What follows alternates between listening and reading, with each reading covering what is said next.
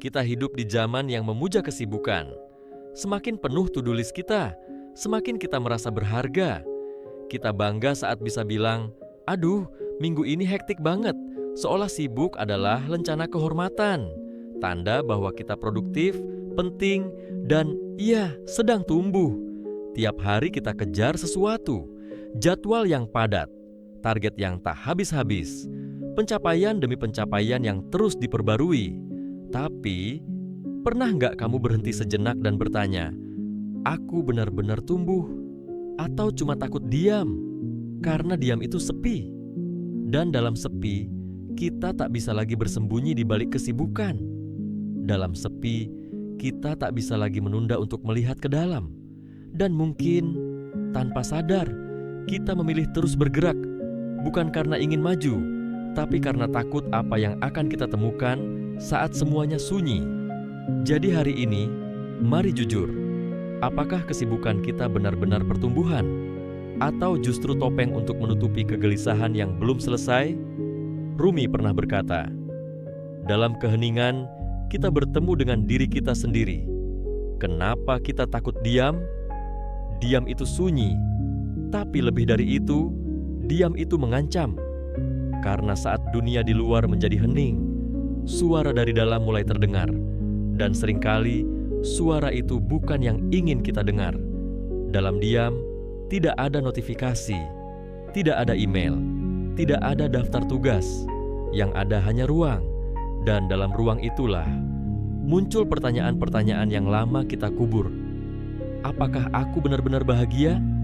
Apa aku merasa cukup? Atau cuma terlihat cukup di luar? Kenapa aku tetap merasa hampa, meski selalu sibuk?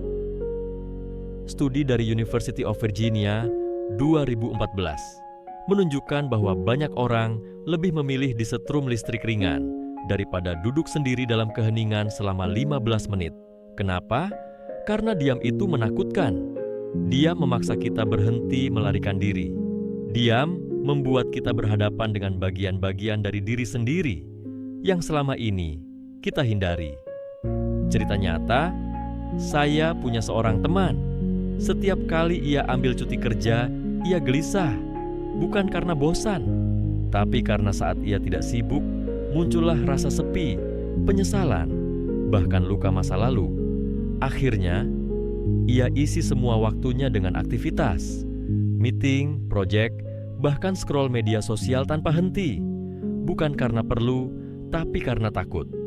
Takut akan ruang hening, tempat pikirannya berbicara jujur. Tapi sebenarnya, diam bukan musuh. Diam itu cermin. Dan hanya dalam diam, kita bisa benar-benar melihat siapa diri kita. Naval Ravikant pernah berkata, "People think meditation is about being quiet. No, it's about listening." Jadi pertanyaannya, apakah kamu siap mendengarkan versi paling jujur dari dirimu tanpa gangguan, tanpa topeng? Pertumbuhan sejati terjadi saat kita diam. Pohon tidak tumbuh setiap hari ke atas. Ada musim semi yang ramai, tapi ada juga musim gugur dan musim dingin yang sepi dingin tampak mati. Tapi apakah benar pohon berhenti tumbuh? Tidak. Justru saat itu, akar memperdalam cengkeramannya ke dalam tanah. Dan manusia juga begitu. Kamu mungkin sedang merasa stagnan. Tidak ada pencapaian baru. Tidak ada prestasi yang bisa diposting. Tapi coba lihat, seperti ulat yang diam dalam kepompong. Dari luar, ia terlihat tidak melakukan apa-apa. Tapi di dalam tubuhnya, struktur lama larut, bentuk baru mulai terbentuk. Ia menghancurkan dirinya sendiri untuk menjadi sesuatu yang baru. Itulah pertumbuhan, tapi tidak terlihat, tidak berbunyi keras, tidak bisa diburu-buru. Dalam teori post-traumatic growth, ditemukan bahwa fase-fase paling gelap dalam hidup, kehilangan, kegagalan, kesendirian, sering justru melahirkan makna baru. Pertumbuhan sejati bukan saat kamu sibuk mengejar segalanya, tapi saat kamu berani berhenti, melihat ke dalam, dan bertanya, apa yang benar-benar penting bagiku? Apa yang selama ini aku kejar, dan kenapa? Kita sering menyamakan diam dengan mandek, Tapi sebenarnya, diam adalah inkubasi, tempat di mana ide besar dibentuk, tempat arah hidup diperjelas, tempat diri yang lebih dalam dibangun, bukan untuk dipamerkan, tapi untuk dijalani. Anne Lamott pernah berkata, hampir segalanya akan berfungsi lagi jika Anda melepasnya selama beberapa menit, termasuk Anda. Karena manusia bukan mesin, dan kadang kita perlu berhenti, bukan untuk menyerah, tapi untuk mendengar arah yang sebenarnya. Budaya tumbuh yang beracun. Kita hidup di zaman yang memuja kecepatan. Bangun pagi, langsung lihat kalender. To-do list panjang. Waktu rasanya tak pernah cukup. Semua harus ada hasilnya. Harus terlihat. Harus bisa diposting. Di media sosial pagi, workout siang, kerja keras. Malam, baca buku self-help. Weekend, ikut seminar bisnis. Semuanya terlihat seperti pertumbuhan, seperti kemajuan. Tapi diam-diam muncul pertanyaan, apakah aku benar-benar bertumbuh atau aku cuma sedang mengikuti alur yang ditentukan algoritma? Data nyata tak bisa dibantah. Gallup 2023 melaporkan 60% pekerja mengalami burnout.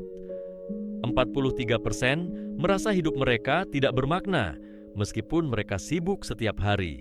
Jepang bahkan punya istilah karoshi, mati karena kerja berlebihan. Ini bukan sekadar budaya kerja keras. Ini budaya kerja sampai hancur, sampai tubuh menyerah, sampai jiwa kosong. Kita salah paham. Tumbuh itu bukan soal produktivitas yang bisa dipajang. Tumbuh itu soal keberanian melihat ke tempat yang sepi, tidak ada validasi, dan tidak semua orang bisa ikut masuk. Tumbuh itu sunyi. Tumbuh itu tidak selalu estetik. Tumbuh itu kadang tidak bisa dijelaskan ke siapa-siapa. Sokrates pernah mengingatkan, waspadalah dengan kekosongan hidup yang sibuk. Waspadalah terhadap kekosongan dalam hidup yang sibuk.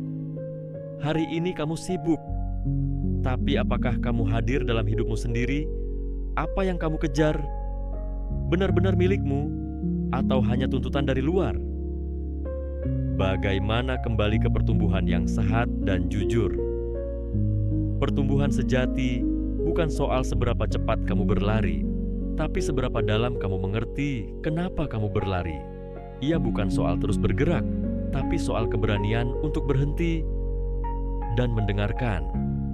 Seringkali kita terlalu sibuk mengisi hidup dengan apa yang harus dilakukan hingga lupa menanyakan apa yang benar-benar penting.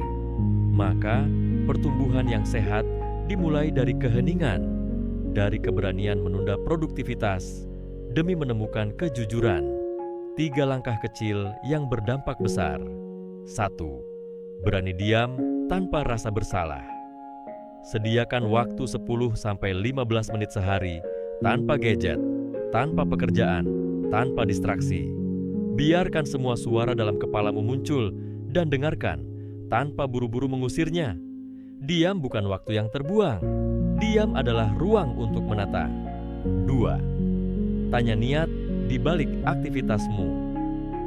Sebelum kamu memulai to-do list hari ini, coba tanya, aku melakukan ini karena aku benar-benar ingin, atau karena aku takut kalau aku tidak melakukannya? Apakah kamu membaca buku karena ingin belajar, atau karena takut ketinggalan dari orang lain? Apakah kamu ambil proyek baru karena semangat, atau karena takut merasa tidak bernilai tanpa sibuk? Pertumbuhan yang jujur lahir dari keinginan yang tulus, bukan dari ketakutan yang terselubung. 3. Latih kehadiran, bukan hanya kesibukan. Tidak semua kegiatan harus produktif. Kadang, berjalan tanpa tujuan bisa menyembuhkan. Menulis jurnal bisa memperjelas isi hati. Duduk di taman tanpa apapun bisa menyadarkan bahwa kamu masih hidup. Hadir penuh lebih langka daripada sibuk, tapi disitulah hidup terasa nyata. Ram Dass once said, "The quieter you become, the more you can hear." Kadang, yang paling kita butuhkan bukanlah motivasi untuk bergerak, tapi izin untuk diam. Dan dari sanalah pertumbuhan sejati bermula. Kadang kita kejar pertumbuhan bukan karena ingin jadi lebih baik, Tapi karena kita takut jika kita diam, kita harus mengakui hal-hal yang menyakitkan. Padahal, mungkin justru di diam itu, kita menemukan yang paling berarti. Berhenti bukan berarti kalah. Diam bukan berarti berhenti. Terkadang, justru saat kita diam, kita benar-benar mulai. Kalau video ini bikin kamu merasa seperti sedang bercermin, tekan like dan subscribe, karena di sini kita tumbuh pelan tapi jujur.